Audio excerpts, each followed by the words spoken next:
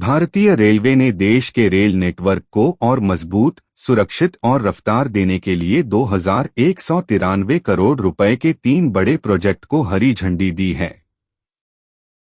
Rail मंत्रालय की ओर से मंगलवार को दी गई जानकारी के अनुसार इन प्रोजेक्ट का उद्देश्य जम्मू श्री माता वैष्णो देवी कटरा रूट पर सुरक्षा बढ़ाना, व्यस्त हावड़ा दिल्ली कॉरिडोर की क्षमता का विस्तार करना और चेन्नई के सबर्बन नेटवर्क में भीड़-भाड़ को कम करना है।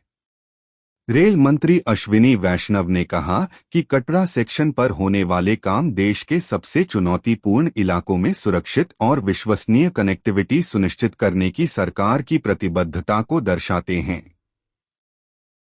वहीं अन्य 2 प्रोजेक्ट्स से यात्री और मालगाड़ियों दोनों के संचालन में बड़ा सुधार होगा। कटरा सेक्शन के लिए 238 करोड़ रुपए का सुरक्षा पैकेज जम्मू श्री माता वैष्णो देवी कटरा रेल खंड पर भूस्खलन, टनल पुनर्वास, टनल से पानी के रिसाव को रोकने और संवेदनशील स्थानों पर पुलों की सुरक्षा सुनिश्चित करना।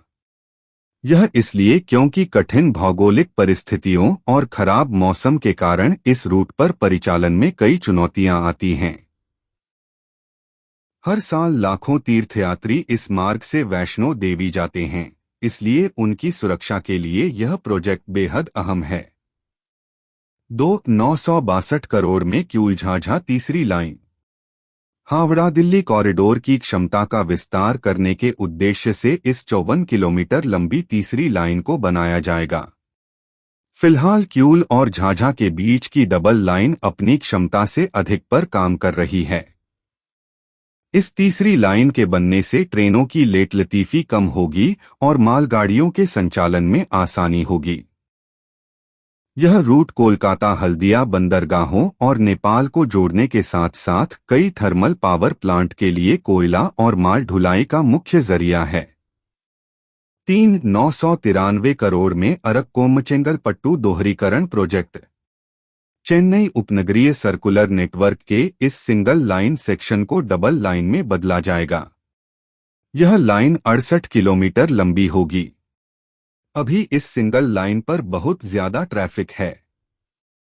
इसके डबल होने से लोकल ट्रेनों की फ्रीक्वेंसी बढ़ेगी और यात्रियों का समय बचेगा। यह कॉरिडोर महिंद्रा वर्ल्ड सिटी और श्रीपेरम्बुदूर जैसे बड़े औद्योगिक केंद्रों को जोड़ता है। इसके अलावा प्रस्तावित परंदूर एयरपोर्ट भी इसी रूट के पास है।